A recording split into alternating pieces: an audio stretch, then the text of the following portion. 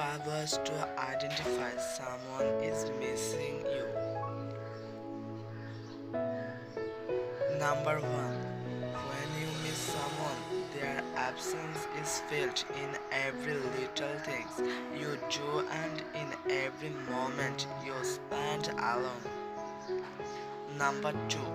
You know someone is missing you when they constantly try to reach out to you hoping to hear your voice or see your face. Number 3. We can tell someone is missing you when they start reminiscing about the good times you shared together and they can't help but smile at the memories. Number 4.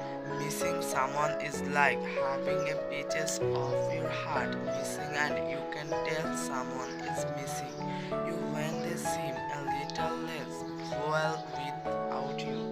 Number 5. The best way to know someone is missing you is when they tell you how much they miss you and how much they can't wait to see you again.